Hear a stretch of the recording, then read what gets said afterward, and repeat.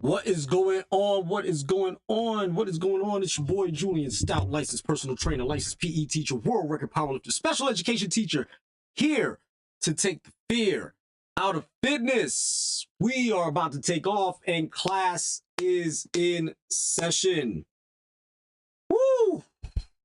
Guys, I mean, what a week, right? What a week. It's already been a week and it's only Wednesday. I've been going through it.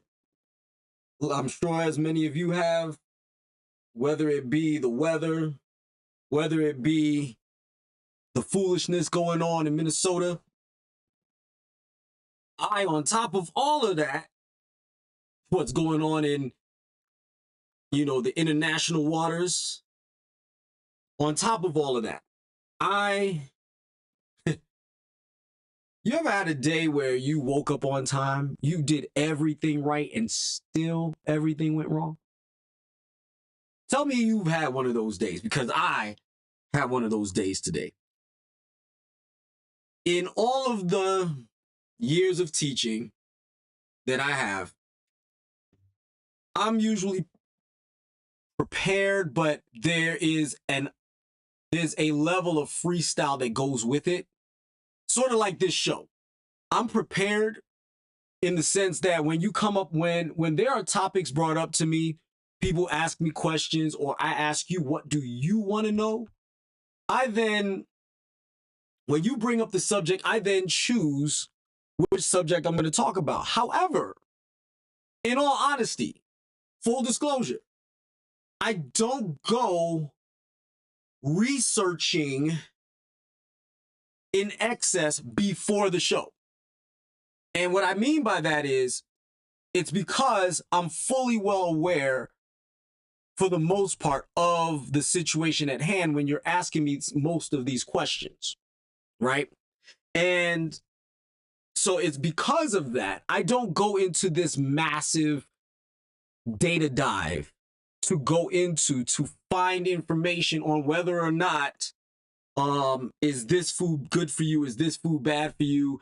Do we do this? Do we do that? How many reps should I do to get this big? Or how much of this workout should I do until none of that. I don't do any of that because I've done so much reading, so much studying, so much application, so much process, so much trial and error, that a lot of this stuff is ingrained in my DNA.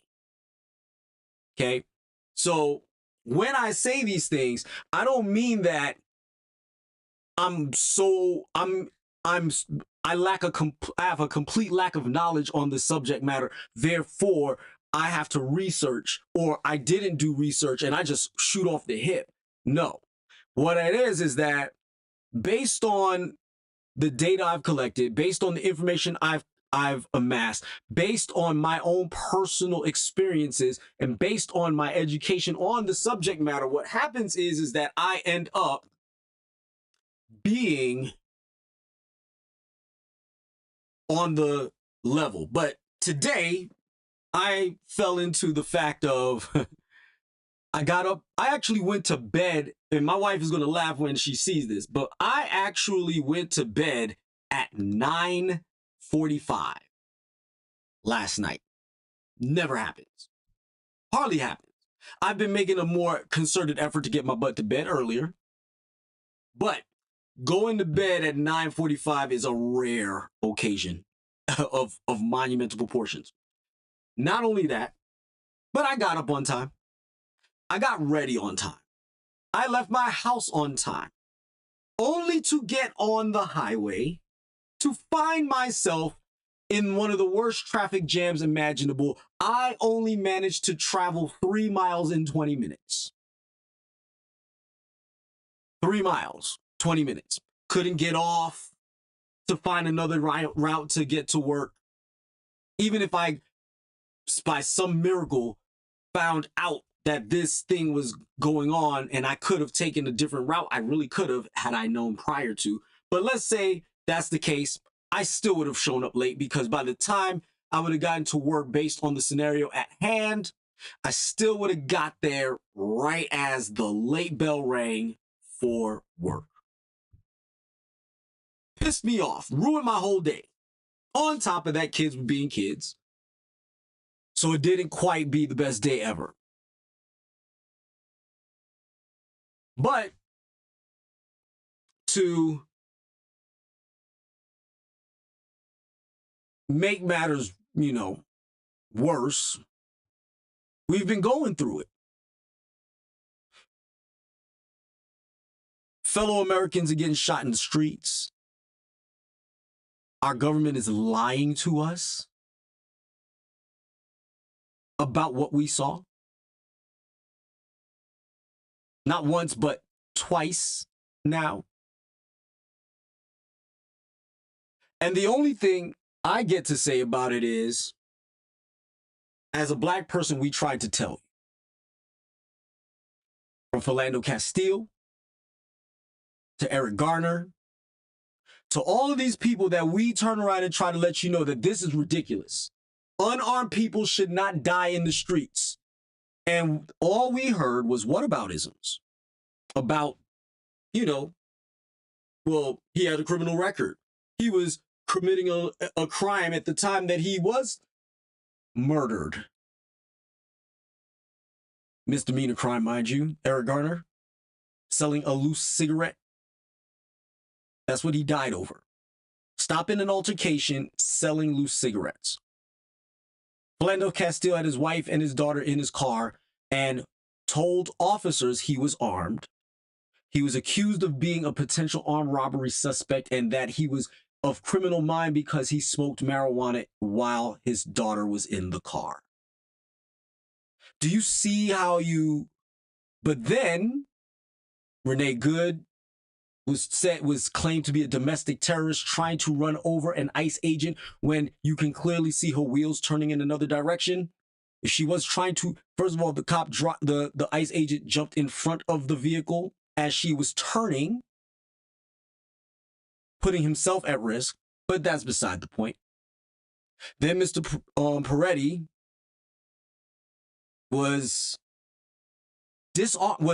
protecting a female that was shoved to the floor aggressively by an Border Patrol agent needlessly. He stands in between them to protect the woman with his back turned at first to shield her from the onslaught, to then be bear sprayed, to then be confronted, to then be dragged to the ground, disarmed of his legally concealed weapon he never reached for, then shot dead in the street. There's no equivocation on this. I don't care what you think. I don't care how you feel about what I'm talking about right now. If you don't like it, turn me off.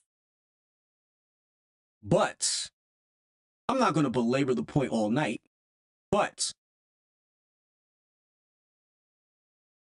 our government lying to us, looking you in the face, telling you it's raining while they're pissing on your leg, has been going on for quite some time, but you, many of you out there, were ignoring it because it wasn't happening to someone that looked like you.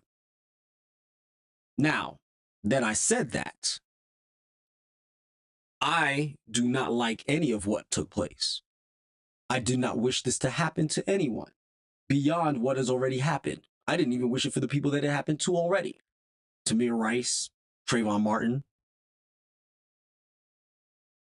and so many others beyond that.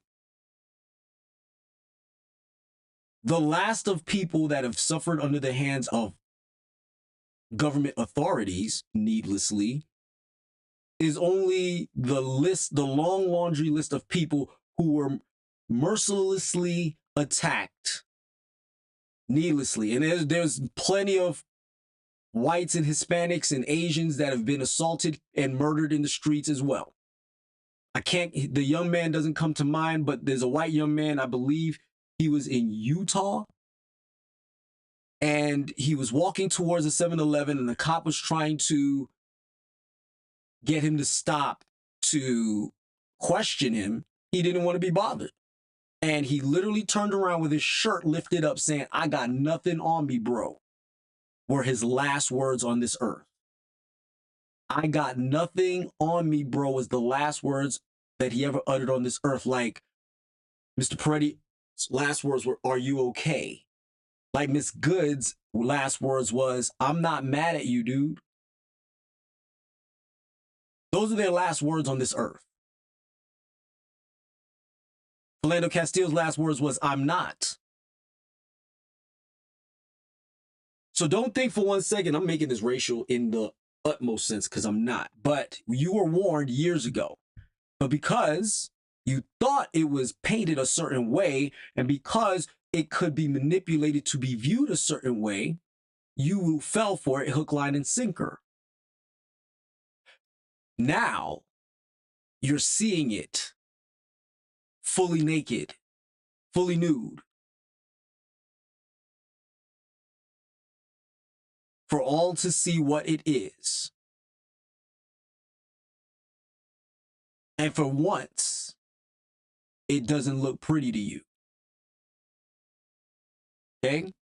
And the reason why, and I know this is a fitness show, and I know you're like, what does this have to do with health and fitness? Well, lead poisoning is bad for your health. And I would like to live in a country where I can sit here on the airwaves and talk my talk, do what I do, live the life that I want to live within reason, as long as I'm not hurting people, and be happy doing it. Because happiness is a part of your health. It's part of your mental health.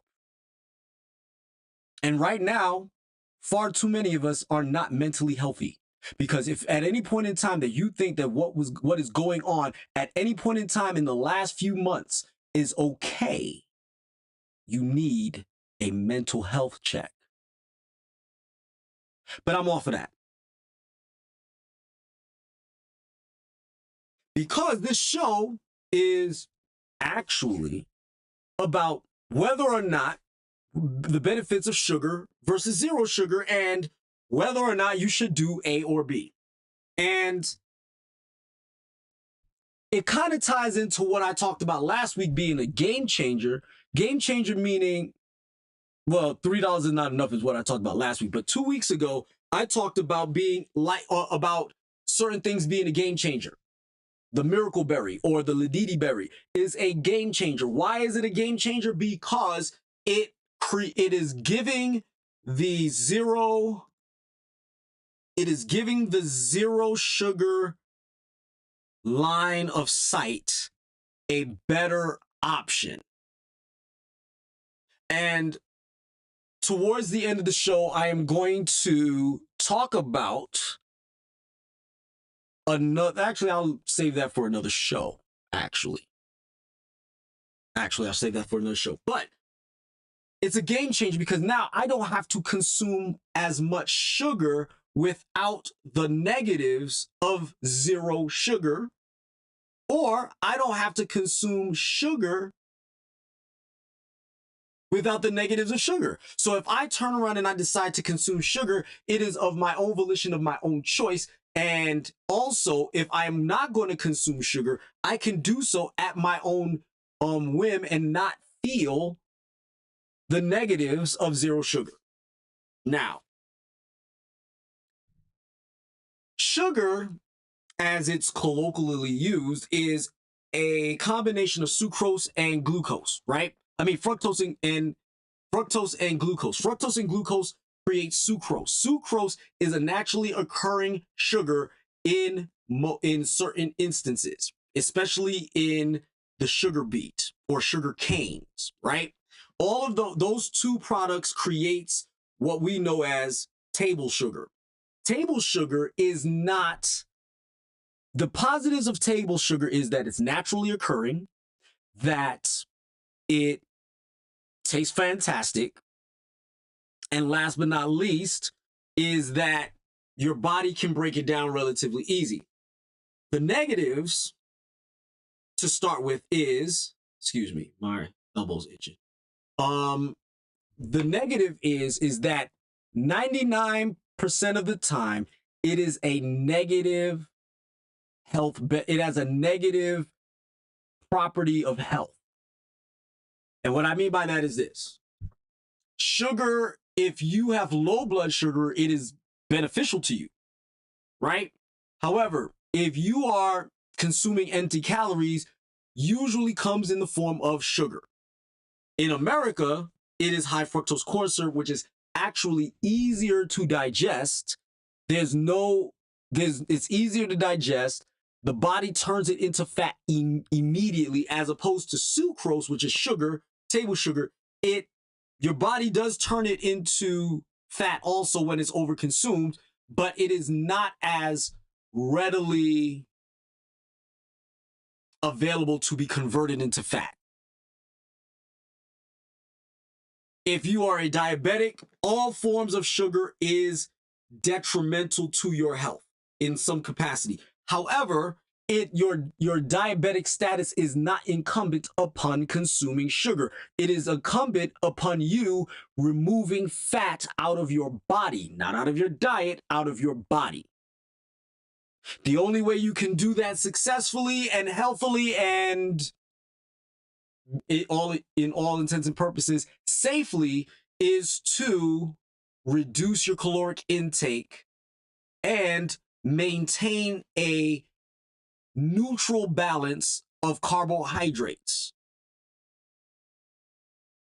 Meaning you have to lower you would have to lower your carbs, you would have to lower your fats, increase your proteins to the margins of what you're losing on your carbs, and then go from there, and then achieve weight loss from that standpoint. However, like I said, sugar has its benefits. It makes things taste good. It makes things palatable. So if you do not like the flavor of something that you essentially need to eat, sugar makes it taste better, but it adds extra calories that you may or may not want in your diet, depending on what level of your fitness journey you're on, whether it's to build muscle or is it to reduce body fat. If you're building muscle and reducing body fat, then sugar is not going to be your best friend for the most part. However, at the same time, what you also don't want to do is diminish your caloric intake to such a degree where you're at a negative balance, so that way you don't build the muscle mass that you need in order to be successful in your building journey, right? And it doesn't mean you have to be a full-on bodybuilder, but it just means, especially when you get to be my age, especially when you get to be older, you need all the help you can get in building your muscle mass, okay? And as a result of that, you have to put that into perspective. Now, moving on to zero sugar. Zero sugar is the king of the world right now. And what I mean by that is that zero sugar is zero sugar. It means that you're not consuming sugar, which means your caloric intake is lower. As a result, immediately you get to enjoy the things that you enjoy, but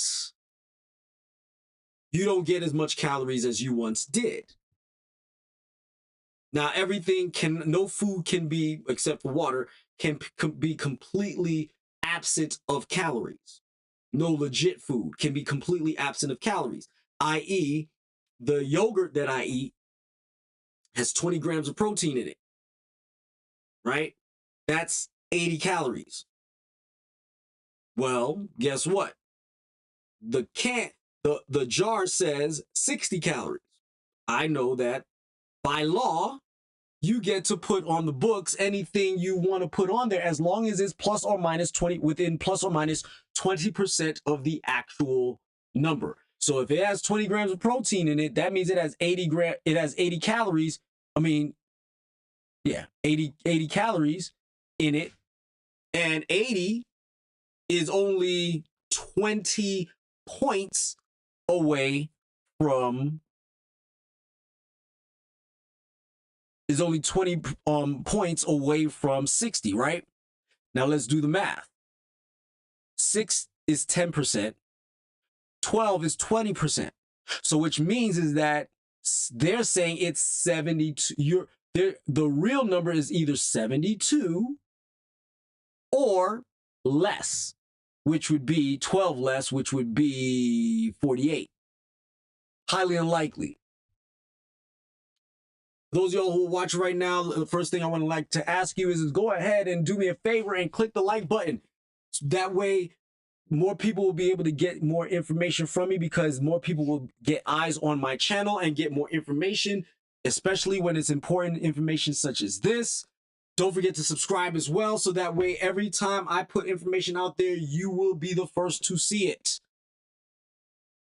Guys, I'm looking forward to trying to get to a significant number of 500 subscribers. So please do that. Share this video with everybody you know, like, and trust, because I want them to be able to get wind of this information, because it is prevalent to their ultimate health. All right. But moving back on to the show, you get to consume these products without a negative consequence, right? However, I'm going to share my screen with you. So at this point in time, what you're looking at is not what I want you to look at. I want you to look at that.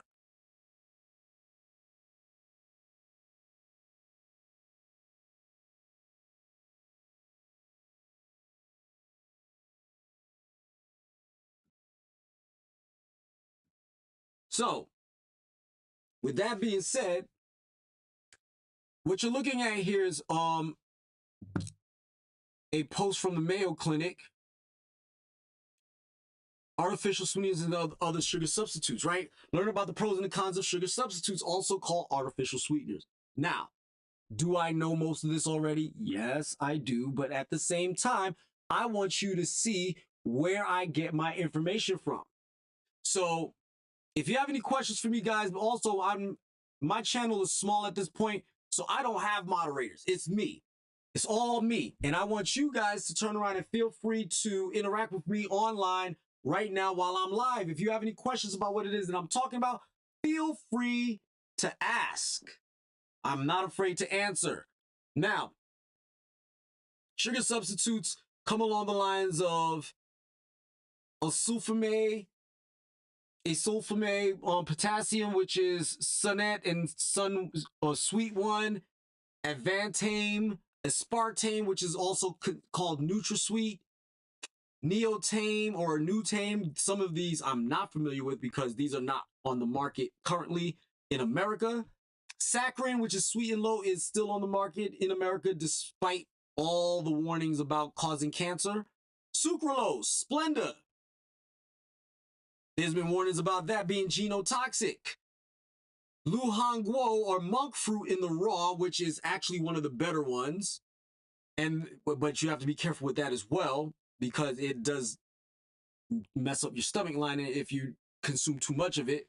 And purified stevia leaf extracts, Truvia, Purevia, and others, which is typically what I personally would consume if an artificial sweetener is present in my food, right?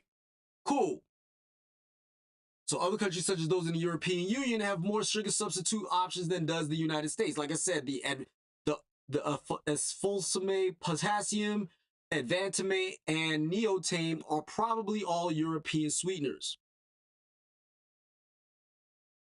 The FDA, so here we go. The FDA allows product makers to use sugar alcohols such as sorbitol and xylitol too, which also messes with your stomach lining if you consume too much of that as well. These agencies does not consider sugar alcohols to be food additives. The FDA allows product makers to use sugar alcohols such as sorbitol. The FDA and food safety agencies in other countries also suggest how much of a sugar substitute you can safely have each day. This amount is called the acceptable daily intake, or ADI. It varies by person's weight and type of sugar substitute used. Acceptable daily intakes aren't the same everywhere. They're different in the United States and Europe, for example. In general, artificial sweeteners are safe in limited amounts for healthy people, include pregnant people, but limit or cut out sugar substitutes.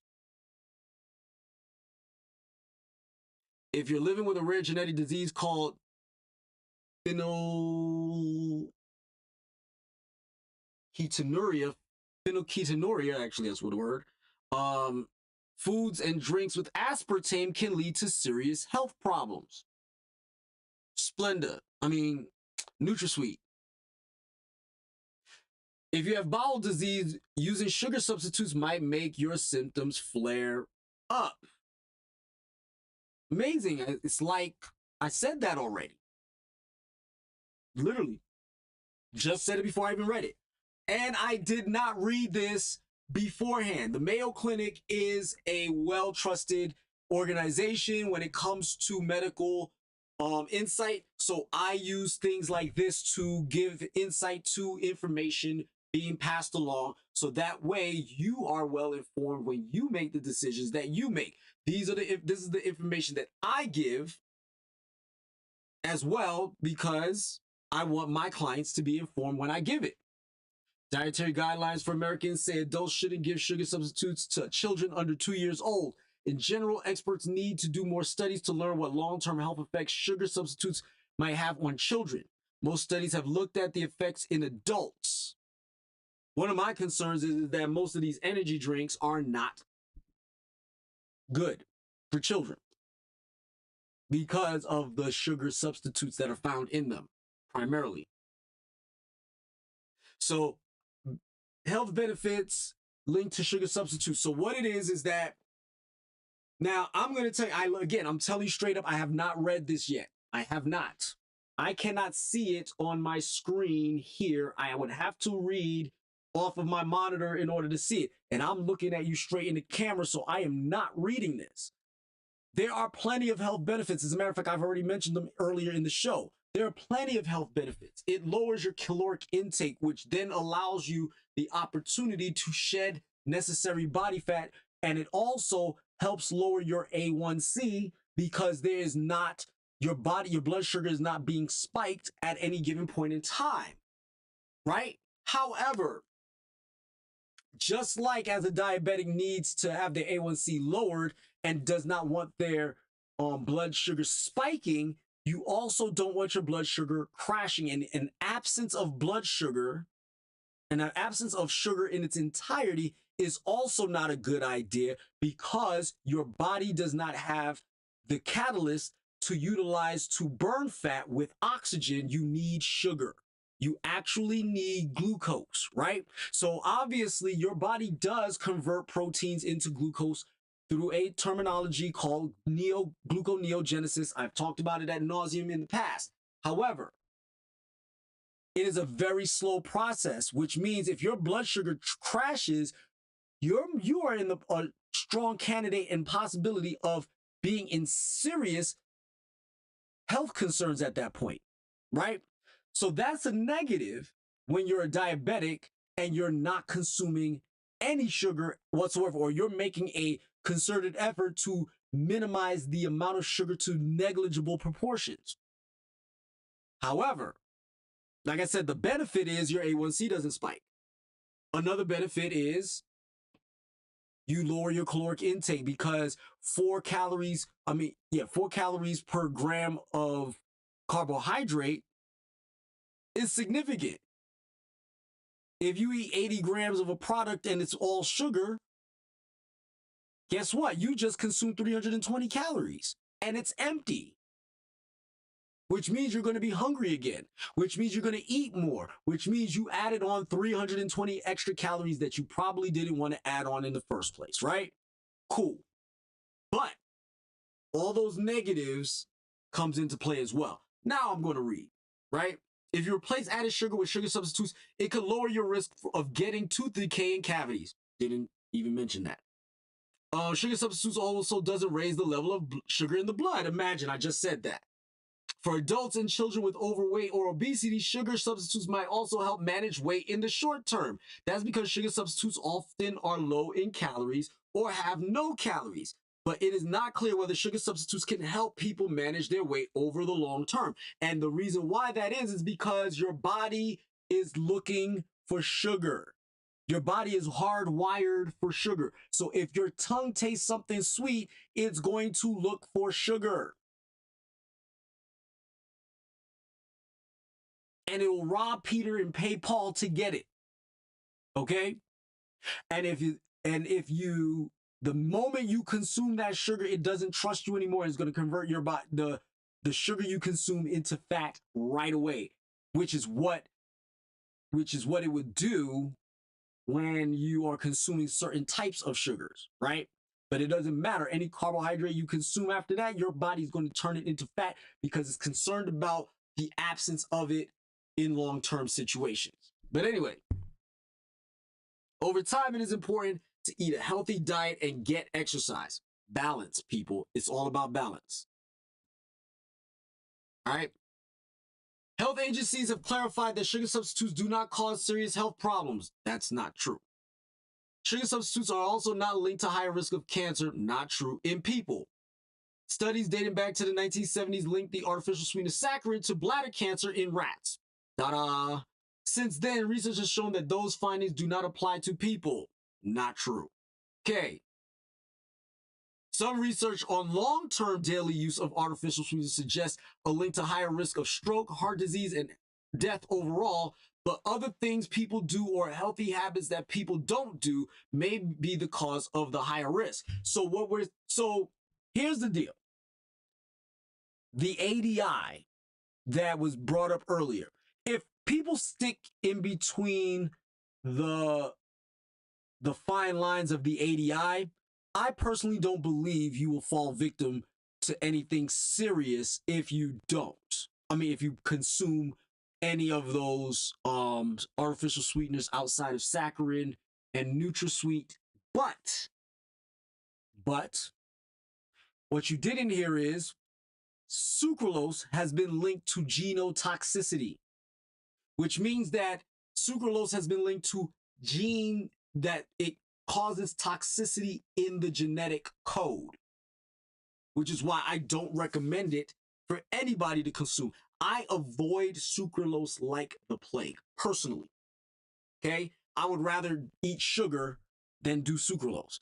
But if you remember 2 weeks ago, the ladidi berry changed a lot for me. The ladidi berry or the miracle berry changed a lot for me because it allows me to consume foods that I would like to consume without sugar.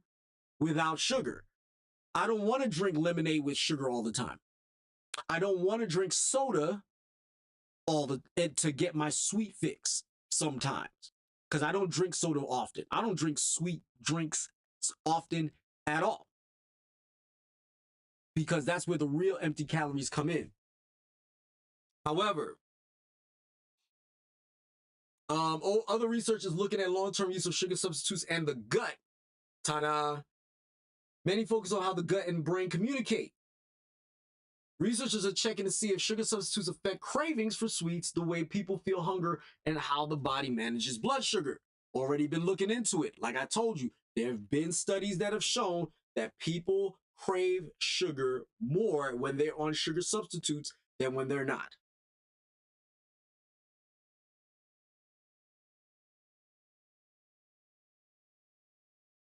Sugar, alcohol, stevia, and monk fruit, I'm not going to read the Chinese version of that, can cause bloating, gas, and diarrhea when you eat too much of it, which is a stomach issue.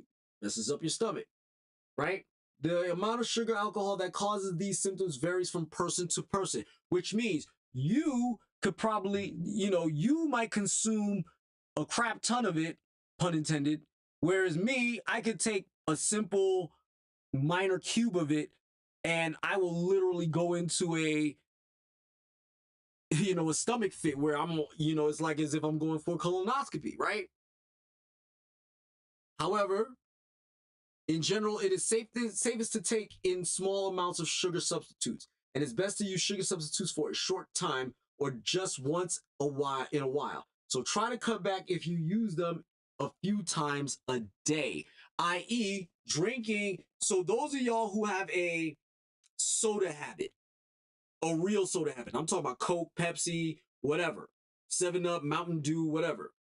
The more zero sugar you consume, especially if you're desperately trying to avoid the sugar but enjoy the drink. So for instance, let's say you had a 3-can-a-day habit of soda and you're trying to minimize the impact calorically that it was having on you, because each can is 120 calories and that's 360 calories in 3 cans, right?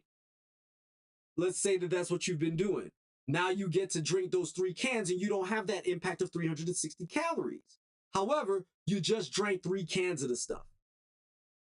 You shouldn't be drinking 3 cans a day, every day, all the time, because you have a sugar fix. This is where, as your trainer, I would advise you to start to maneuver to other options, such as seltzer water with a fruit drink, right? A fruit drink that does not boost your calories, like lemon. Then consume the ladidi berry and then drink away. And guess what would happen? You are not going to have such an impact on your palate, because number one, it'll have the lemon essence taste, but it will not taste like a tangy lemon. It will taste sweet. It tastes like Sprite. Promise you. And all that's in it is seltzer water and lemon. I showed you 2 weeks ago. If you haven't seen that show, go back. It's called Game Changer. I promise you, you will be surprised, because number two, I don't eat yogurt regularly because it tastes like spoiled milk to me. I am grossed out. I will gag. My wife will tell you. My brother will tell you. They will tell you I do not touch yogurt. Now I eat yogurt at least twice a day. Sometimes once, because I'm trying to ration out the ladidi berries, but I'm eating yogurt daily now. Wasn't a thing before, because now I have my way. I had a mango flavored one and it tasted fantastic. I guarantee you it could be my favorite tasting flavor of anything of all time inside of yogurt. If you give it to me without that ladidi berry, I promise you I am not eating it. That in of itself, it's not. And the beautiful thing is, it's not a sugar substitute. Why is it not a sugar substitute? Is because it is not an alternative to sugar. It is a manipulation of biology to where how your body senses a particular sense. You have 5 tastes. You have salt, sweet, bitter, sour, and umami. Umami is the taste of meat, right? The flavoring of meat. And then you obviously, the other 4 are what it is. The miracle berry manipulates your tongue into thinking that, based on a protein called miraculin, that everything that is sour is actually sweet. You don't even have to smell it. It just does it. All right? So there's that. But at the end of the day, a short-term use of zero sugar products is beautiful. Long-term, not so much. Short-term, sugar is not a bad idea either. Long-term, not so much. Long-term in excess, not so much. Having a product with some sugar or some sugar in it is not the end-all be-all. Meaning you're not going to die if you have some sugar. All right? And it's not going to mess up your macros. It's not. If you have a teaspoon of sugar with whatever you had today, shoot, if you had 3 teaspoons of sugar today, it's not going to kill you. However, if you don't account for it, it'll mess up your macros, but at the same time, it is not going to kill you. Account for those empty calories, add in a couple more supplements to make up for the lost, vitamins and minerals, and I think you'll be fine. Substitute it out for the carbs that you intended on taking in a different way, you'll be fine. You're not going to lose anything. You're not going to bloat. You're not going to turn around and be fat when you get on stage. This is where fitness enthusiasts become neurotic, and it's nonsense.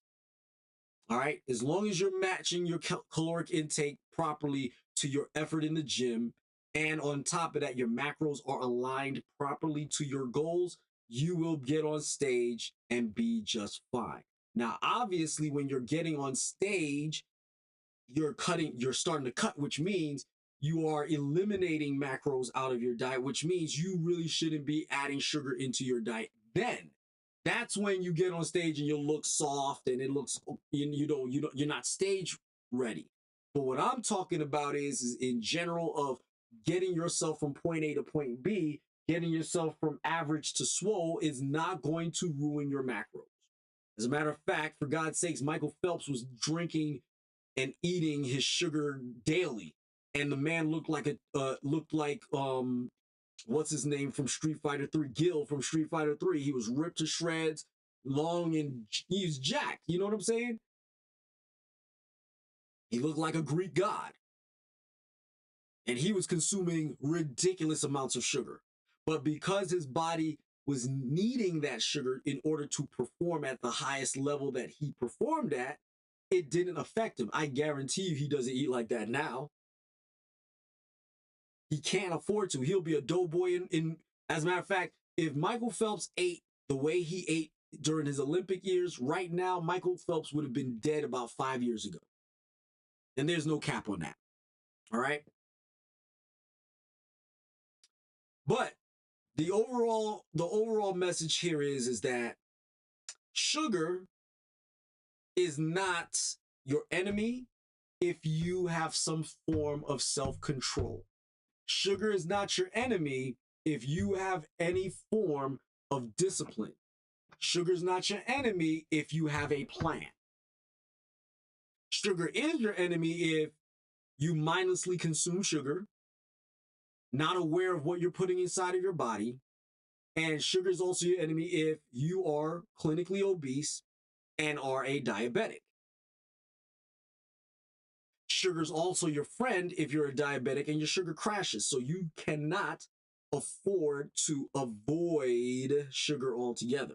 You're in a catch-22. So what you have to do is learn how to metabolically control yourself and make a plan on when you're going to consume sugar and when you're not going to consume sugar.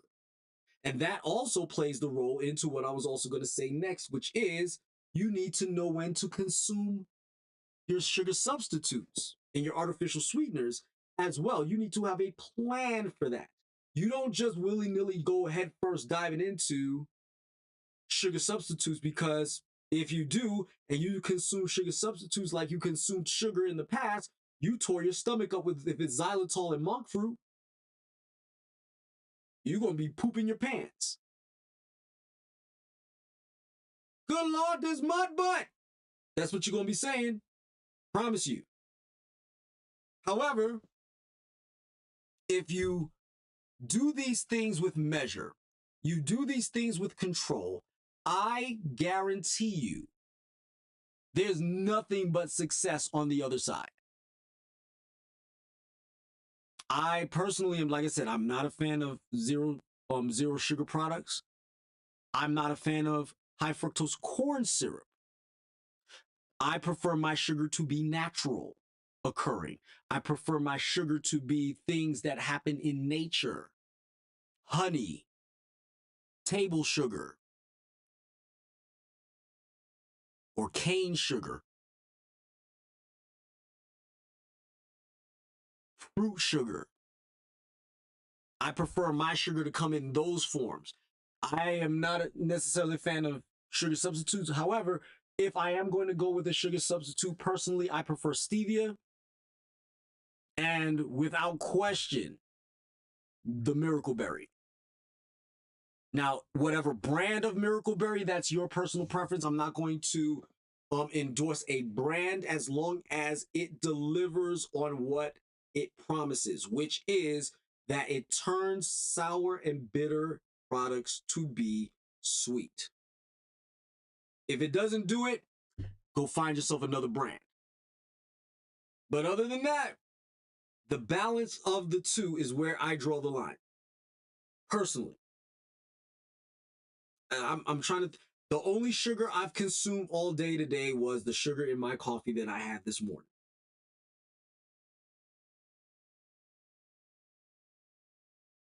Okay? So as a result, I'm done with sugar for the day. I'm not having any more sugar today.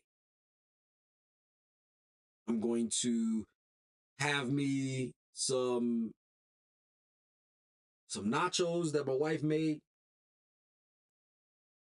And I'm going to be consuming me some seltzer water with some lemon in it and a ladidi berry. Nice and cold, and then I'm going to put all childish things away and get to work. And then once that's over with, I'm in bed, calling it a good night. And with that being said, guys, I appreciate your time. It is time for me to go. And like I said before, if you haven't already, go ahead and click that like button. And if you will, do me a huge favor, subscribe to the channel. And if you have not, please do so. Share this channel with everybody you know, like, and love. Whether they agree with what I said this earlier in the show or not, that's a whole nother story. I normally don't talk about politics, but I think this was a little bit more above the pale. So as a result, I think that needed to be said. And if anybody doesn't want to align with me because of what I said just now, I didn't want to work with you anyway. If you just disagree, you have every right to disagree, and I can respect you on your disagreement as long as it's on the up and up, and as long as it's not what's the word I'm looking for, but as long as your disagreement with me is not facetious and is not is genuine, but it's just, and you have valid points in your disagreement, and we are having an adult discussion about it, I am more than happy to allow that disagreement to be so. But if you just flat out don't want to work with me because you just hate my guts because of my stance on this subject matter, on the subject matter talked about earlier, kick rocks. It's just that simple. And I'm not going to go anywhere to say, because we are all human beings, and human beings all deserve a chance at life and a chance to live the life that they feel that they deserve to live, as long as they don't hurt other people in their acquisition of it. If you have to hurt people in order to get what you need, then you might need another profession. I don't care what profession that is. Okay? So, and I mean hurt people on purpose, intentionally hurt people. I'm not talking about police officers who do their job on a day-to-day basis. I'm friends with many law enforcement people. Okay? So we're not talking about that, because they do also protect people. What I'm talking about is people who just take pride and joy in hurting others as opposed to doing the job of helping people. Okay? If that's where we're at, that's where we're at. I'm going nowhere else to say that. But like I said, I'm about to bid you guys an adieu, because, like I said, I got some fun happening right now, and I got to make it happen. So again, don't forget to like, subscribe, share, follow me on Facebook, Instagram, and on YouTube. Thank you, Stoutsiders. I appreciate your time. That is my show. Peace, love, and chicken grease.